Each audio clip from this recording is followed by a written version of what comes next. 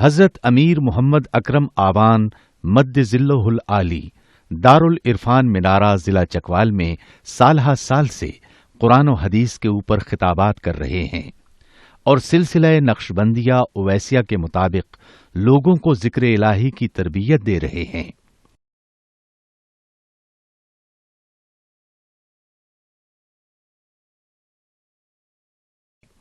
وہ قرآن پاک کی تفسیر ترتیب وار بیان کر رہے ہیں۔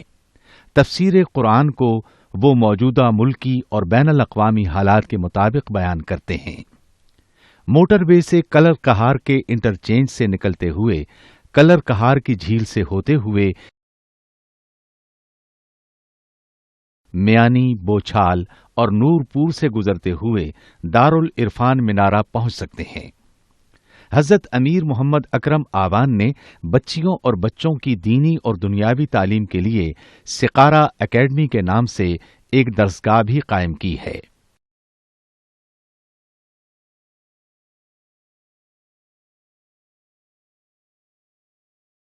جس کا افتتاح ملک پاکستان کے صدر جنرل محمد ضیاء الحق نے اپنے دست مبارک سے کیا تھا۔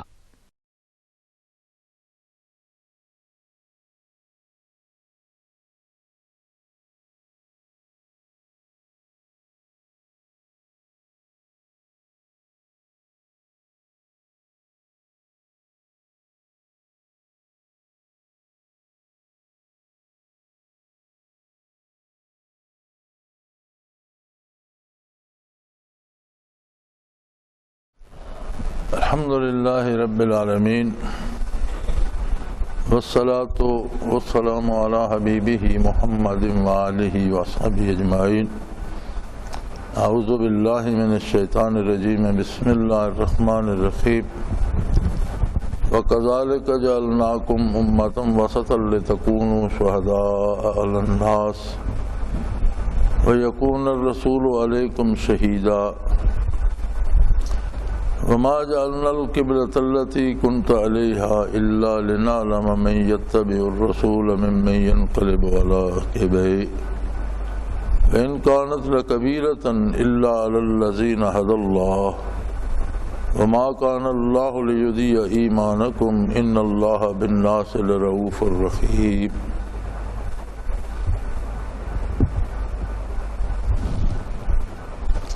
اللہم سبحانک لا علم لنا الا ما علمتنا انک انت العلیم الحکیم۔ رب اشرح لی صدری ویسر لی امری واحلل عقدۃ من لسانی یفقہوا قولی رب زدنی علما۔ مولایا صلی وسلم دائما ابدا علی حبیبک من زانت بہ الاسرور۔ وَكَذَلِكَ جَعَلْنَاكُمْ أُمَّةً وَسَطًا لِتَكُونُوا شُهَدَاءَ عَلَى النَّاسِ وَيَكُونَ الرَّسُولُ عَلَيْكُمْ شَهِيدًا۔ ارشاد فرمایا، بات تعویل قبلہ کی ہو رہی تھی اور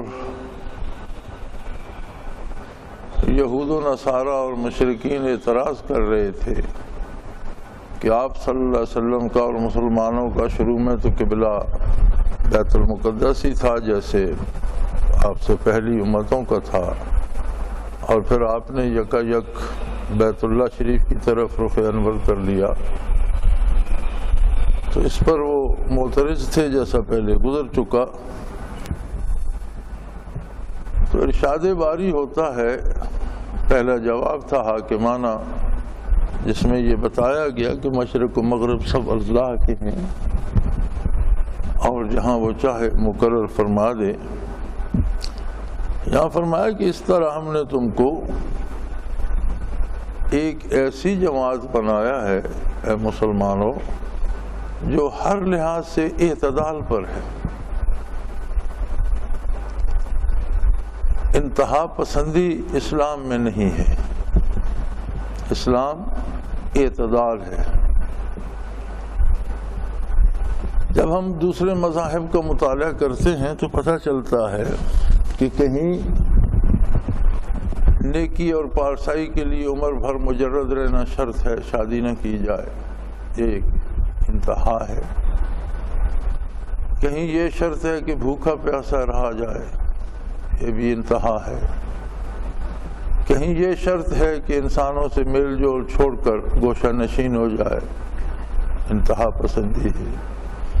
کہیں نیکی کی یہ شرط ہے کہ آبادیاں چھوڑ کر جنگلوں میں نکل جائے، یہ بھی انتہا پسندی ہے۔ لیکن اسلام میں کہیں کوئی انتہا پسندی نہیں، بلکہ ہر شعبہ زندگی میں اعتدال ہے۔ عبادات میں بھی اعتدال ہے۔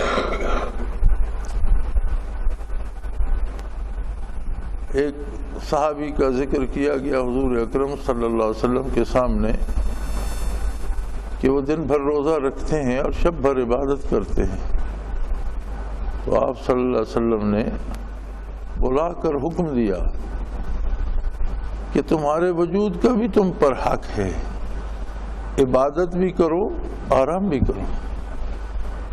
روزہ رکھنا اچھی بات ہے، روزہ بھی رکھو، نفلی روزے اگر رکھتے ہو ضرور رکھو، لیکن ایسا نہیں کہ ہمیشہ روزہ ہی رکھو، روزہ بھی رکھو، افطار بھی کیا کرو، کہ تمہارے بدن کا بھی تم پر حق ہے، تمہاری صحت درست رہے، تمہارے قوا مضبوط رہے، تمہاری سوچ ٹھیک رہے، کیونکہ عمل کا مدار جسمانی صحت پر بھی بڑی حد تک ہے۔ تو فرمایا کذالک جعلناکم امۃ وسطا، تمہیں معتدل امت بنایا ہے، تمہیں اپنی پسند سے کسی انتہا کو اختیار نہیں کرنا، اللہ کے حکم کی اطاعت کرنی ہے۔ اس کا حکم تھا بیت المقدس قبلہ تھا، آپ ادھر رخ انور کر کے نماز پڑھتے تھے، سارے مسلمان ادھر رخ انور کر کے عبادت کرتے تھے۔ اب قبلہ اللہ نے بیت اللہ کو مقرر کر دیا، بیت اللہ کی اپنی عظمت ہے، بلکہ حضور علیہ الصلوۃ والسلام کی جو نشانیاں پہلی کتابوں میں دی گئی ان میں ایک یہ نشانی بھی تھی کہ آپ کا قبلہ بیت اللہ شریف ہوگا۔ اور اللہ کریم کا یہ احسان ہے کہ اس نے تمہیں کسی انتہا پہ پابند نہیں کیا، بلکہ تم ہر معاملے میں، لین دین میں، کاروبار میں، معاملات میں، تعلقات میں، اخلاقیات میں ایک مناسب اعتدال پر ہو۔ شریعت مطہرہ کے احکام اور حیات طیبہ جو قرآن کریم کا مجسم مفہوم ہے، آپ صلی اللہ علیہ وسلم کی حیات طیبہ مجسم مفہوم ہے قرآن کریم کا۔ آپ صلی اللہ علیہ وسلم کی زندگی میں ہر طرح سے اعتدال ہے۔ آپ نے شادیاں بھی کیں، آپ نے رشتہ داروں کا خیال بھی رکھا، آپ نے بچوں کی پرورش بھی کی، آپ نے بزرگوں کا لحاظ بھی رکھا۔ دنیاوی معاملات میں ہر شعبہ زندگی میں نقوش کف پائے رسول اللہ صلی اللہ علیہ وسلم موجود ہیں، اور ہر کام کو آپ نے اعتدال سے کیا۔ کہیں کمزوری نہیں پائی جاتی معاذ اللہ، اور کہیں شدت نہیں پائی جاتی۔ دین اسلام سارے کا سارا اعتدال پر ہے۔ اور اے مسلمانوں، تمہیں گواہ بنایا ساری انسانیت پر جو تمہارے سامنے ہے، روئے زمین پر جو لوگ بستے ہیں ان کے کردار پر تمہاری شہادت ہوگی کہ کہاں انہوں نے کمزوریاں دکھائیں اور کہاں انہوں نے شدت دکھائی۔ اسلام میں ہر شعبہ زندگی میں، حتیٰ کہ جہاد میں بھی انتہا پسندی نہیں ہے۔ جہاد کا بھی ایک سبب ہے کہ کہیں ظلم ہو رہا ہے، اسے روکنے کے لیے کیا جاتا ہے۔ تو اگر ظالم ظلم رک جائے تو محض لوگوں کو قتل کرنا مقصد نہیں ہے، ایک اعتدال ہے اس میں کہ اگر وہ توبہ کر لیتا ہے یا اس ظلم سے رک جاتا ہے تو وہاں ختم ہو جائے، جہاد ختم ہو جائے گا، تلوار میان میں رکھ دی جائے گی۔ اسی طرح زندگی کے ہر شعبے میں، اور آپ یاد رکھیں جس طرح وجود کی زندگی اعتدال پر ہی قائم رہتی ہے، کوئی خلط یا کوئی چیز بڑھ جائے یا کوئی چیز کم ہو جائے تو بدن بیمار ہو جاتا ہے۔ کسی بھی چیز کی کمی واقع ہوگی بیمار ہو جائے گا، کسی بھی چیز کی زیادتی ہو جائے گی بیمار ہو جائے گا۔ انسانی وجود کی حیات اور صحت و سلامتی اعتدال پر ہے کہ ہر چیز اپنی اپنی حد میں رہے۔ اسی طرح قوموں کی زندگی اعتدال پر منحصر ہے، اسی طرح نوع انسانی کی زندگی کا انحصار اعتدال پر ہے۔ جہاں بھی زیادتی آئے گی یا کمی آئے گی، معاشرے میں خدا نخواستہ اگر استحصال ہوگا معاشرے کا اور کچھ لوگ غریب سے غریب تر ہوتے چلے جائیں گے، کچھ امیر سے امیر تر ہوتے چلے جائیں گے، تو یہ غیر معتدل معاشرہ ہوگا جس کا نتیجہ فساد ہوگا، بیماری ہوگی، جس کا نتیجہ ہمیشہ کسی نہ کسی مصیبت کی صورت میں ظاہر ہوگا۔ اور اگر اعتدال ہوگا معاشرے میں، ہر ایک کو مساوی حقوق حاصل ہوں گے، جتنی کوئی محنت کرتا ہے اتنی اجرت پا لے گا اور انصاف سے پا لے گا، دوسرے کا حق نہیں مارا جائے گا، تو بے شک ایک زیادہ محنت کر کے زیادہ کما لے، دوسرا تھوڑا کام کرتا ہے تھوڑا کماتا ہے لیکن اس میں فساد نہیں ہوگا۔ جسے تھوڑا ملتا ہے وہ جانتا ہے کہ میں نے کام تھوڑا کیا ہے، جسے زیادہ ملتا ہے وہ جانتا ہے میں نے محنت زیادہ کی ہے، اس لیے ان میں اعتدال ہوگا، ان میں رقابت نہیں ہوگی، رفاقت ہوگی۔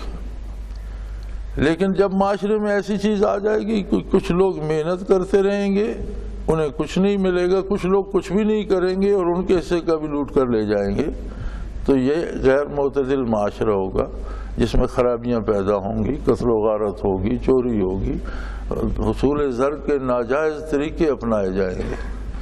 اسی طرح اقوام عالم میں بھی دنیا کی آبادی اور دنیا کی صحت کا راز، انسانی برادری کی صحت مندی کا راز اعتدال میں ہے۔ کوئی بھی قوم اگر اپنی حد سے تجاوز کرے گی تو دنیا میں فساد پھیل جائے گا، کوئی بھی اپنے آپ کو دوسروں پہ مسلط کرنا چاہے گا تو کوئی ہولناک تباہی لائے گا، کسی کو اتنا دبا دیا جائے گا کہ اسے حد سے گرا دیا جائے تو نتیجہ ہمیشہ الٹ نکلے گا، اور کبھی طاقت اور زور سے انصاف قائم نہیں ہوتا، انصاف ہمیشہ عدل سے قائم ہوتا ہے، چونکہ ظلم کی ضد عدل ہے، ظلم کی ضد طاقت نہیں ہے کہ ایک شخص ظلم کر رہا ہے اسے کوئی طاقتور چاہیے، اسے عدل اس کا مقابلہ، جس طرح اندھیرے کی ضد روشنی ہے، اندھیرا روشنی لانے سے جائے گا۔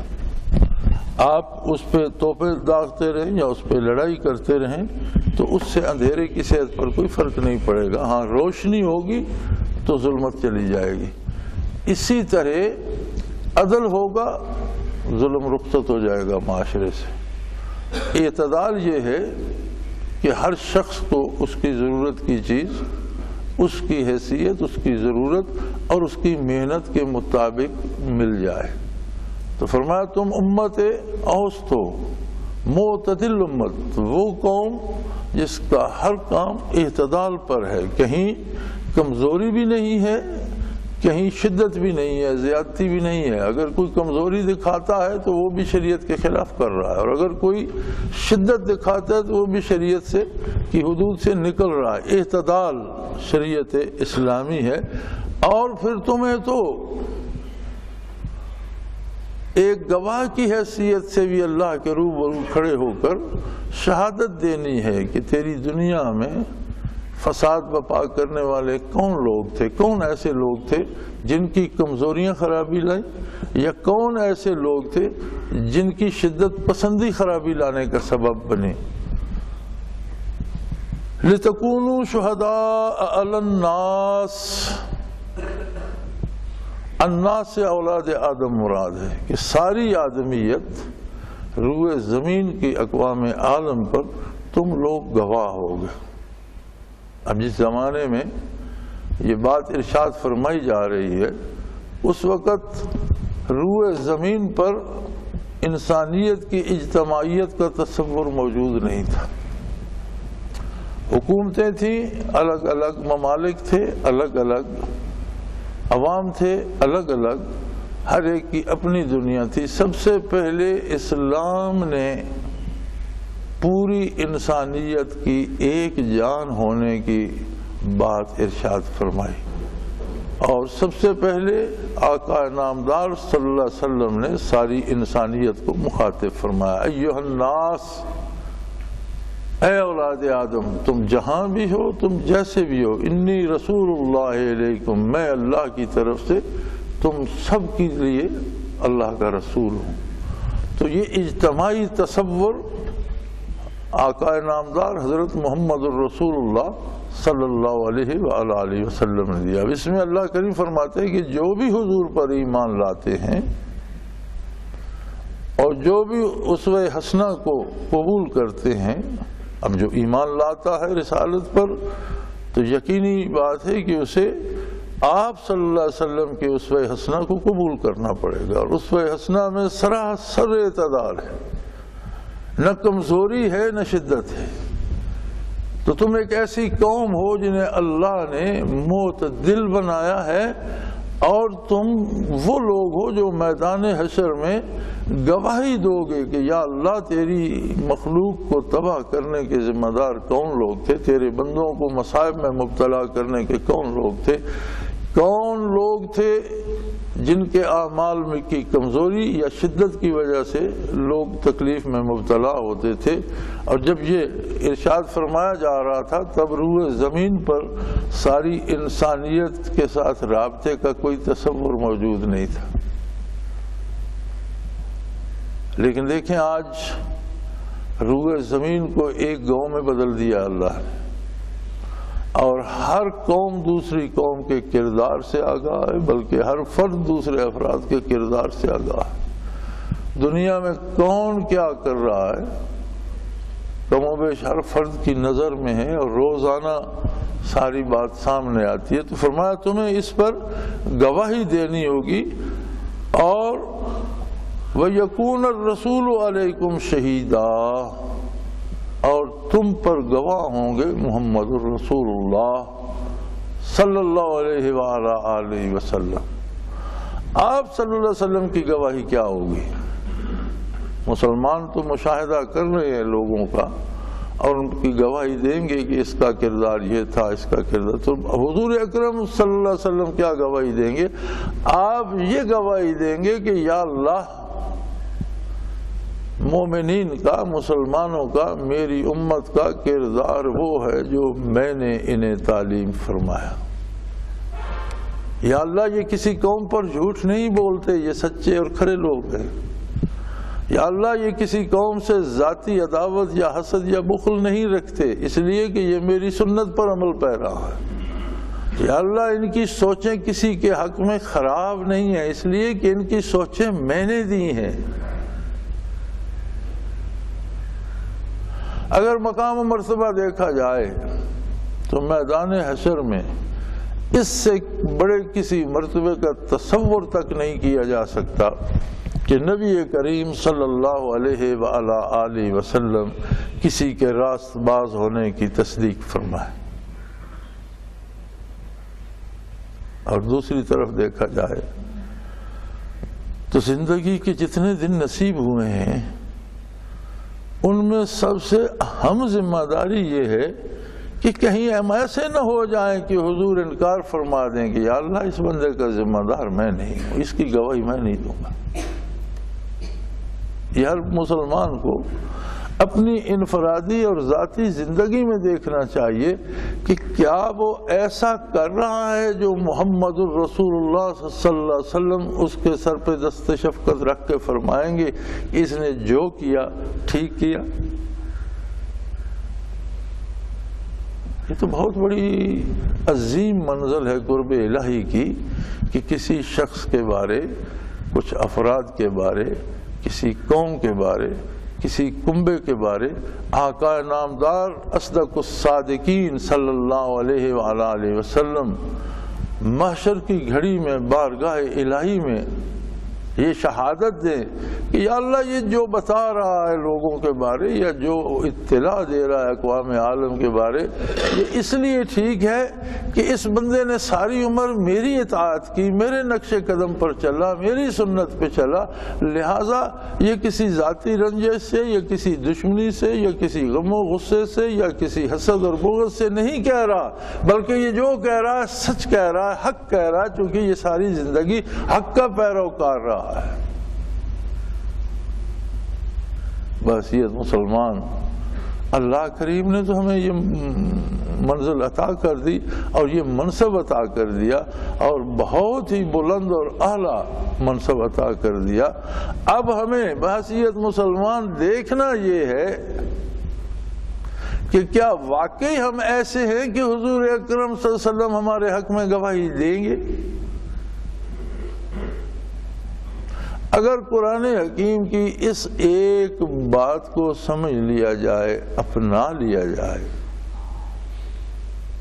تو کوئی مصیبت نہیں رہتی، کوئی دکھ نہیں رہتا، کوئی تکلیف نہیں رہتی اور کوئی پریشانی نہیں رہتی۔ اس لیے اسی کو صوفیاء فنا فی الرسول کہتے ہیں۔ فنا فی الرسول اہل اللہ میں ایک مقام و مرتبہ ہے، اس کے مشاہدے یا کشف کی بات الگ ہے کہ اس میں کشفن یا مشاہدے میں کیا نظر آتا ہے یا کیا ہوتا ہے، میں اس موضوع کی طرف نہیں آ رہا، لیکن یہ بات اس میں ضروری ہے کہ اس کی حرکات و سکنات اس کی اپنی نہ ہوں، وہ ہوں جن کا حکم محمد الرسول اللہ صلی اللہ علیہ وسلم نے دیا۔ آپ صلی اللہ علیہ وسلم کی ذات کے سامنے، آپ کے ارشادات کے سامنے اس شخص کی اپنی رائے فنا ہو جائے، اسے فنا فی الرسول کہتے ہیں۔ اور کسی کو فنا فی الرسول نصیب ہو جائے، اب اس سے بڑی کیا بات ہو سکتی؟ تو فرمایا کذالک جعلناکم امۃ وسطا لتکونوا شہداء علی الناس، ہم نے تمہیں امت اوسط بنایا ہے، تمہارا سارا کردار اوسط ہے، معتدل ہے، اس میں نہ کمی ہے نہ بیشی ہے، اور اس لیے بنایا ہے کہ اقوام عالم پر روز محشر تم گواہی دو کہ یا اللہ انہوں نے یہاں زیادتیاں کی۔ وَيَكُونَ الرَّسُولُ علیکم شہیدا، اور تم پر گواہی دیں آقا نامدار صلی اللہ علیہ وسلم۔ یہ نہ ہو کفار تو کہہ دیں گے کہ یا اللہ یہ تو دنیا میں بھی ہمارے ساتھ دشمنی کرتا تھا، اب بھی ہماری دشمنی میں گواہی دے رہا ہے، یہ دنیا میں بھی ہمیں اچھا نہیں سمجھتا تھا، اب میدان حشر میں بھی ہمارے خلاف بنا ہوا ہے، تو پھر تمہارا ثبوت کیا ہوگا کہ تم سچ کہہ رہے ہو؟ تمہارا ثبوت یہ ہوگا کہ تمہارے پیغمبر، تمہارے نبی، تمہارے رسول آقا نامدار صلی اللہ علیہ وسلم فرمائیں گے نہیں اے اللہ ایسا نہیں ہے، یہ میرا متبع ہے، میرا غلام ہے، اور میرے فرمائے ہوئے احکام پر عمل کر کے اس نے زندگی بسر کی ہے، اس کے دل میں میری محبت کے دریا موج زن ہیں، اس کے اعضاء و جوارے میری سنت پر عمل پیرا رہے، اس کی پیشانی تیرے سجدوں سے منور رہی، اس کا دل تیری یادوں سے آباد رہا، اس نے زندگی کسی انتہا پسندی میں نہیں گزاری بلکہ اس نے زندگی اتباع سنت میں اور تیری اطاعت میں گزاری۔ جہاں تو نے تلوار اٹھانے کا حکم دیا اس نے تلوار اٹھائی، جہاں تو نے سر جھکانے کا حکم دیا وہاں اس نے سر جھکا دیا، جہاں تو نے صدقہ کرنے کا حکم دیا وہاں اس نے صدقہ رکھا، تو نے کھانے کی اجازت دی اس نے کھانا کھایا، تو نے روزے کا حکم دے دیا یہ روزہ دار بن گیا۔ یہ تو تیرا بندہ ہے اور میرا متبع ہے، یہ کیوں جھوٹ بولے گا؟ ہمیں اپنے کردار میں یہ تلاش کرنا پڑے گا، اللہ ہمیں اس کی توفیق دے، اور جہاں جہاں کمی ہے اس کی اصلاح کی توفیق بھی عطا فرمائے کہ ابھی وقت ہے، جب تک سانس باقی ہے تب تک آس ہے کہ مثبت تبدیلی اختیار کی جائے۔ پھر فرمایا جہاں تک تحویل قبلہ کا تعلق ہے تو اس میں بہت سی حکمتیں تھی، ایک حکمت یہ بھی تھی وما جعلنا القبلۃ التی کنت علیہا الا لنعلم من یتبع الرسول ممن ینقلب علی عقبیہ. لوگ عادی تھے مدتوں سے بیت المقدس کو قبلہ مانے ہوئے تھے.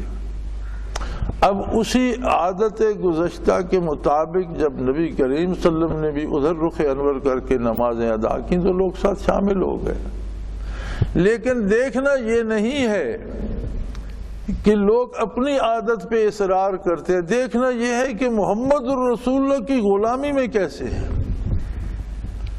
اب یہ بیت المقدس کا قبلہ ہونا تو ایک مدتوں سے چلا آ رہا تھا اور لوگ عادی تھے، اور وہی قبلہ یہودیوں کا بھی تھا، وہی عیسائیوں کا بھی تھا، اول مسلمانوں کا بھی وہی تھا. لیکن جب تحویل قبلہ کا حکم آیا اور حکم آیا کہ بیت اللہ کو حرم کو اپنا قبلہ مقرر کیجئے، تو حضور اکرم صلی اللہ علیہ وسلم نے جب ادھر رخ انور پھیرا تو وہ لوگ جو محض اپنی عادت سے اسے سمجھے ہوئے تھے کہ ہمارے مزاج کے مطابق ہے، جب حضور نے رخ انور ادھر پھیرا تو جنہیں اتباع رسالت جن میں رس بس چکا تھا انہوں نے تو بغیر پوچھے رخ ادھر پھیر دیا، اور جن میں ابھی اپنی عادت پکی تھی کہ پہلے بھی تھا اب بھی ہے ٹھیک ہے، وہ مذبذب ہو گئے. تو فرمایا تحویل قبلہ میں ایک حکمت یہ بھی تھی کہ دیکھا جائے، یہ بات سامنے آ جائے، یہ بات ظاہر ہو جائے، من یتبع الرسول، کون محمد الرسول اللہ کا اتباع کرتا ہے، ممن ینقلب علی عقبیہ، اور کون الٹے پاؤں واپس ہو جاتا. زندگی کیا ہے؟ یہی ایک امتحان ہے. ساری زندگی اسی بات کی پرکھ ہوتی ہے کہ ہم کتنا محمد الرسول اللہ صلی اللہ علیہ وسلم کا اتباع کرتے ہیں، اور کہاں سے ہم اتباع رسالت چھوڑ کر ہوائے نفس کے پیچھے چلے جاتے ہیں، اپنے غم و غصے کے پیچھے چلے جاتے ہیں، اپنے ذاتی افکار کے پیچھے چلے جاتے ہیں، اپنی رسومات کے پیچھے چلے جاتے ہیں، اپنے رواجات کے پیچھے چلے جاتے ہیں. یاد رکھیں ہمارے رواجات میں اور ہماری رسومات میں بے شمار ایسی چیزیں ہیں جو شرعاً ممنوع نہیں ہیں، لیکن انہیں مباح سمجھنا ایک اور بات ہے. جو چیز شرعاً منع نہیں ہے اسے مباح سمجھنا یا ایسا کرنا ایک اور بات ہے، اور اس کو عبادت سمجھ کر کرنا بدعت بن جاتی ہے. کیونکہ عبادت وہی کام ہے جو حضور اکرم صلی اللہ علیہ وسلم نے جسے عبادت قرار دیا ہے، اور اگر وہ حضور اکرم سے، خلفائے راشدین سے، متقدمین سے، صحابہ کرام سے ثابت نہیں ہے اور اسے ہم ثواب سمجھ کر کرتے ہیں تو بدعت بن جائے. اور یاد رکھیں ہر بدعت ایک سنت کو گرا کر اپنی جگہ بناتی، سنت وہاں سے اٹھ جاتی ہے جہاں بدعت رکھی جاتی، اور ہر بدعت حضور نے فرمایا جہنم میں ہوگی. ہر بدعت گمراہی ہے. کل بدعۃ ضلالہ وکل ضلالۃ فی النار، او کما قال رسول اللہ صلی اللہ علیہ وسلم. ہر بدعت ایک گمراہی ہے اور ہر گمراہی جہنم میں جائے گی.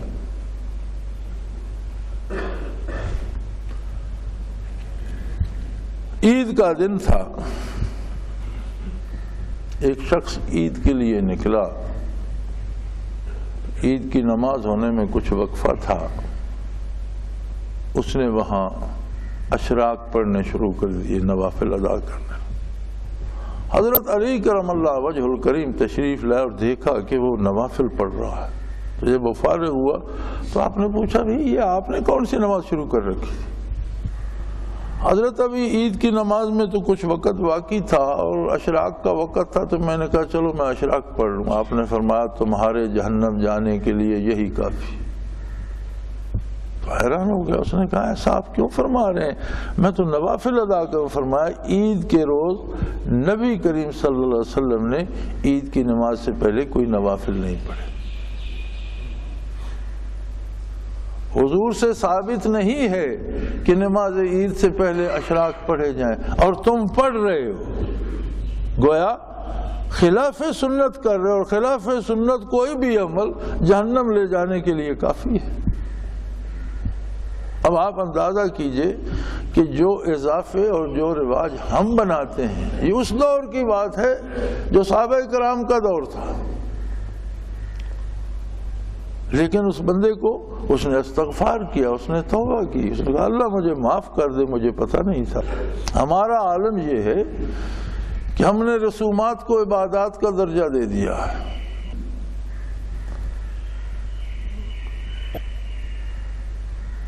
تو فرمایا مقصد یہ ہے، دیکھنا یہ ہے، آزمائش یہ ہے، امتحان یہ ہے، لنعلم من یتبع الرسول وممن ینقلب علی عقبیہ، دیکھنا یہ ہے کہ کون اتباع رسول کرتا ہے۔ بات ختم ہو گئی، کوئی اعتراض، کوئی سوال باقی نہیں۔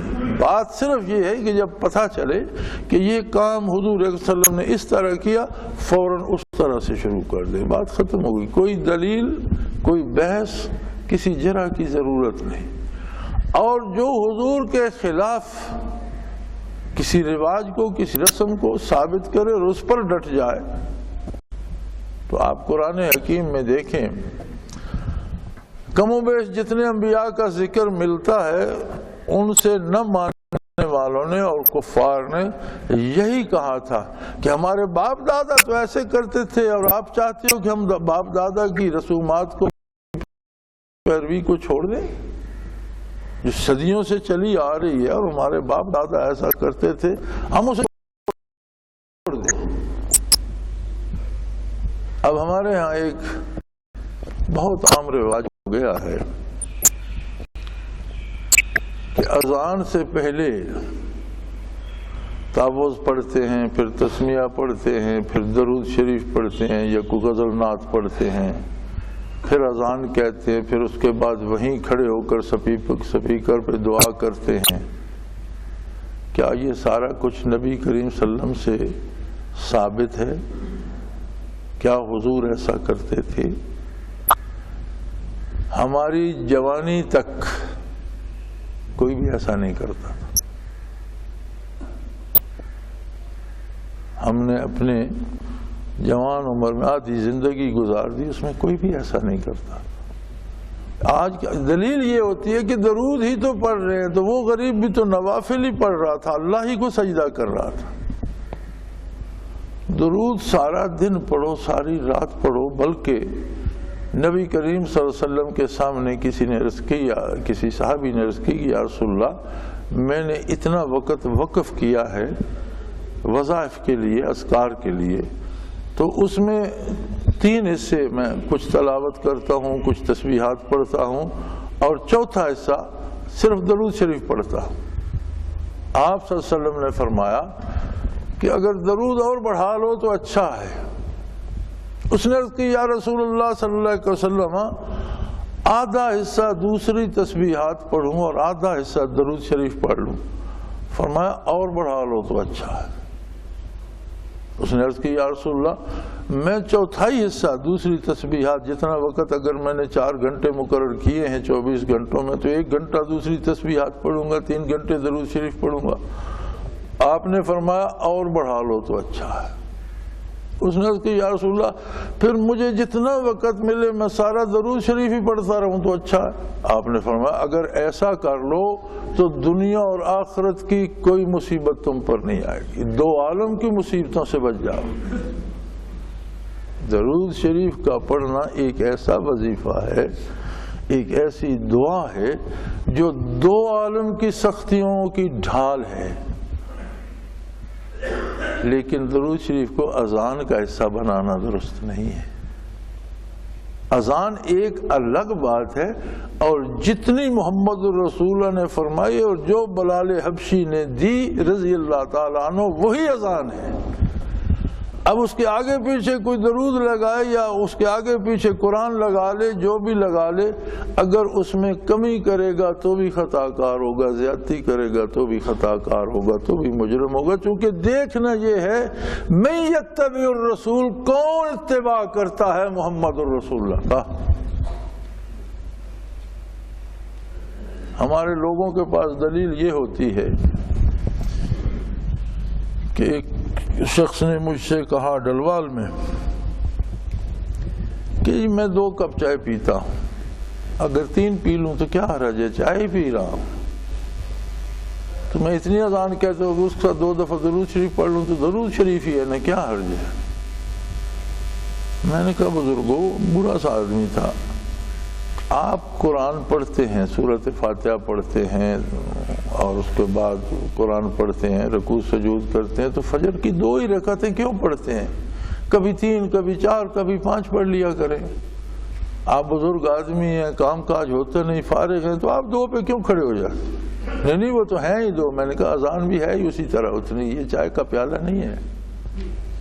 یہ اللہ کی عبادت ہے اور اس کی حدود و قیود ہیں، اور جو حضور علیہ الصلوۃ والسلام نے تعلیم فرمائی وہی حق ہے. اب اگر آپ اس میں کمی کریں گے یا اضافہ کریں گے تو آپ امت اوسط نہیں رہیں گے، آپ اعتدال پر نہیں رہیں گے. یہ تو ایک بات میں نے کہہ دی جو بہت عام ہو گئی ہے اور جس پر کہنے سے سب ڈرتے ہیں، اس لیے میں کہہ رہا ہوں کہ بات بتانی چاہیے. مجھے ایسا کرنے والوں سے امید نہیں ہے کہ وہ سنبھلیں گے.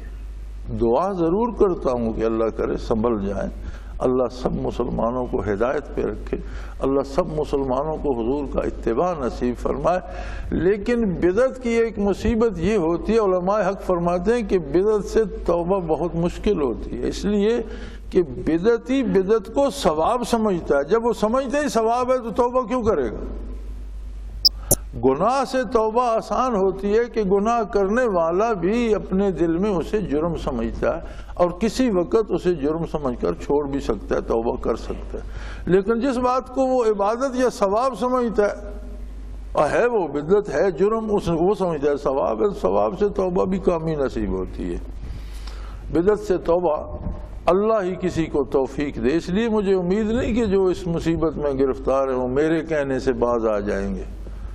ایک دن مجھ سے ایک ساتھی نے پوچھا، کسی نے، عام آدمی تھا، کوئی اپنا ساتھی نہیں تھا، کہ جی ہم سلام ہی پڑھتے ہیں سپیکر پر تو اذان سے پہلے، تو اس پہ کیا اعتراض ہے؟ میں نے کہا بھئی آپ ایسا کریں، آپ کا گھر کہیں مسجد کے قریب ہے، آواز سپیکر کی پہنچتی ہے؟ جی پہنچتی ہے. میں نے کہا آپ کے ابا جی زندہ ہے؟ زندہ ہے. میں نے کہا کسی دن سپیکر آن کر کے مسجد کا 4-5 بار ابا جی کو سلام کہنا، ابا جی السلام علیکم، ابا جی السلام علیکم. میں نے کہا بلند آواز سے سر لگا کے کہنا، ابا جی امید ہے انشاءاللہ مسجد میں آ کر تمہیں مسئلہ سمجھا دیں گے، میں دیکھوں گا تم پر کتنے راضی ہوتے. اگر تم بھائی کو، والد کو وہاں سے سلام کہنا مناسب نہیں سمجھتے تو تمہیں عظمت رسالت کا کوئی احساس نہیں ہے کہ حضور اندر تشریف فرما تھے حجرہ مبارکہ کے، اور ایک صحابی کو دینی مسئلہ پوچھنا تھا اور صحرائی تھا، اپنا ریوڑ اور اپنے جانور چھوڑ کر اسے جلدی تھی، تو اس نے حجرہ مبارک کے باہر سے آواز دی، یا رسول اللہ میری گزارش سنیے، باہر تشریف لائیے. تو اللہ نے اس پہ کرم فرمایا، چونکہ مخلص تھا، اسے اسلام سے تو نہیں نکالا، لیکن کہا اولئک هم ان الذین ینادونک من وراء الحجرات اولئک هم الجاہلون، کہ دیوار کے باہر سے جو آپ کو پکار رہے ہیں ایسے لوگ بہت جاہل ہیں، بے وقوف ہیں. اس پہ بھی تنبیہ ہوئی کہ دیوار کے اندر حضور جلوہ، آپ نے باہر سے آواز کیوں دی؟ انتظار کرتے جب حضور اپنی مرضی سے باہر تشریف لاتے اور آپ سے پوچھتے، آپ کی طرف متوجہ ہوتے. اگر باہر تشریف لاتے اور کسی دوسری طرف متوجہ ہوتے تو بھی تمہاری جرأت ہی نہیں ہونی چاہیے تھی کہ آواز لگاتے کہ آپ میری بات سنیے. ہاں جب تمہاری طرف متوجہ ہوتے تو پھر اپنی گزارش پیش کرتے. یہ تقاضا ادب ہے. در اقدس سے باہر کھڑا ہو کر آواز لگانے والا تو جاہل ہے، یہاں سے سپیکر پر سلام کہنے والا کیا ہوگا؟ مجھے کسی سے نہ کوئی رنجش ہے نہ دشمنی، میں ان مسلمانوں میں سے ہوں جو محمد رسول اللہ صلی اللہ علیہ وسلم کا اتباع کرتے ہیں، لیکن حق ہے، اور یہ چھوٹی چھوٹی باتیں ہمیں حق سے ہٹا دیتی ہیں۔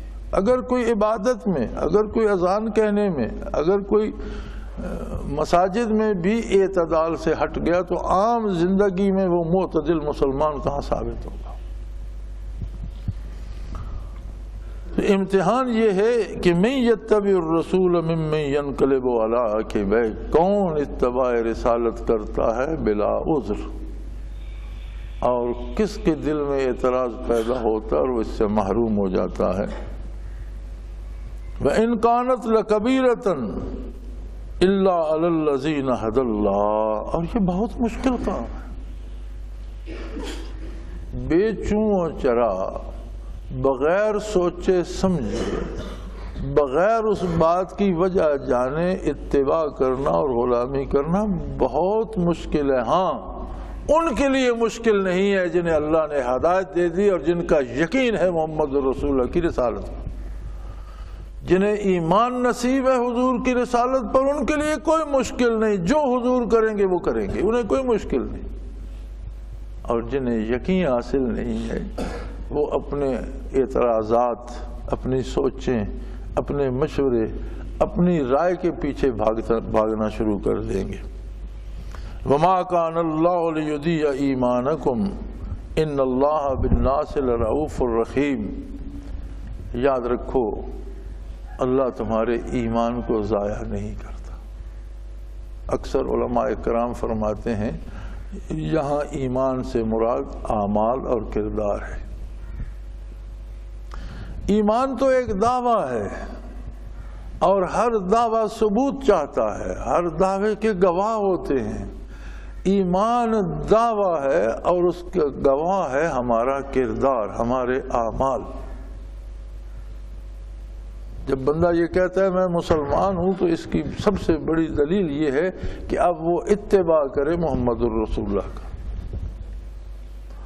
اور اگر اس کی گواہی جھوٹی ہے، وہ اتباع حضور صلی اللہ علیہ وسلم کا نہیں کرتا، کام اپنی مرضی سے کرتا ہے، غلط کام کرتا ہے، کہتا ہے میں مسلمان ہوں، تو اس دعوے کا کوئی اعتبار نہیں ہے۔ اس لیے یہاں فرمایا مَا كَانَ اللَّهُ لِيُضِيعَ إِيمَانَكُمْ، اللہ کو یہ سزاوار نہیں ہے کہ تم اتباع کرو محمد الرسول اللہ صلی اللہ علیہ وسلم کا اور وہ اسے ضائع کر دے، اس لیے کہ یقیناً اللہ عالم انسانیت کے ساتھ شفیق بھی ہے، مہربان بھی ہے، بہت کرم کرتا ہے۔ وہ انسان سوچ نہیں سکتا کہ وہ اس کے کتنے عیبوں کو چھپاتا ہے، اس کے کتنے گناہوں کو معاف کرتا ہے۔ جو نہیں معاف کرتا وہ بھی دوسرے پہ ظاہر نہیں کرتا، اور اس کے گناہوں، اس کے عیوب، اس کی گستاخیوں کے باوجود اس پر نعمتوں کی بارش مسلسل جاری رکھتا ہے، اسے روزی دیتا ہے، صحت دیتا ہے، حواس عطا کرتا ہے، سوچ بچار دیتا ہے، کتنی کتنی دنیا کی نعمتیں اسے وہ دیے جا رہا ہے، اس لیے کہ وہ لوگوں کے ساتھ بہت شفقت کا برتاؤ کرتا ہے، وہ بہت مہربان ہے۔ لیکن یاد رکھو اس کی مہربانیوں کو رد کرنا سب سے بڑی گستاخی ہے، اور اللہ کی مہربانیوں اور اللہ کی رحمت کو رد کرنے والا کون ہے؟ وہ جو رسول اللہ صلی اللہ علیہ وسلم کے اتباع کو چھوڑ دیتا ہے۔ اللہ کریم ہمیں اس سے توبہ کی توفیق دیں، اتباع رسالت پناہی کی توفیق عطا فرمائے، آقا نامدار صلی اللہ علیہ وسلم کی محبت نصیب فرمائے، اور متبعین کے ساتھ زندہ رکھیں، متبعین کے ساتھ موت نصیب فرمائے، اور اتباع کرنے والوں کے ساتھ یوم حشر کھڑا ہونا نصیب فرمائے۔ وآخر دعوانا ان الحمدللہ رب العالمین۔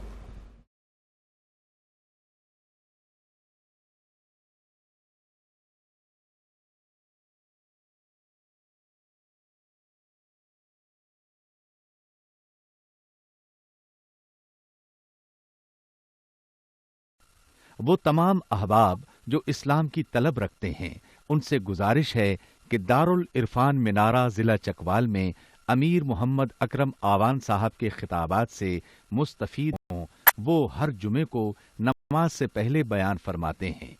ہر ماہ کی پہلی اتوار کو ماہانہ اجتماع ہوتا ہے جس میں آپ خصوصی خطاب فرماتے ہیں اور پاکستان کے چاروں صوبوں سے احباب اس اجتماع میں شرکت کرتے ہیں۔ اس کے علاوہ یہاں سال میں 2 مرکزی اجتماعات بھی ہوتے ہیں، ایک رمضان المبارک میں اعتکاف کا اجتماع اور دوسرا جولائی اور اگست میں 40 دن کا اجتماع ہوتا ہے جس میں روحانی تربیت کی جاتی ہے۔ اپنا خون سیماب دے کر اتنا ہم کر جائیں گے، نام آقا کا چمن میں پھر رقم کر جائیں گے۔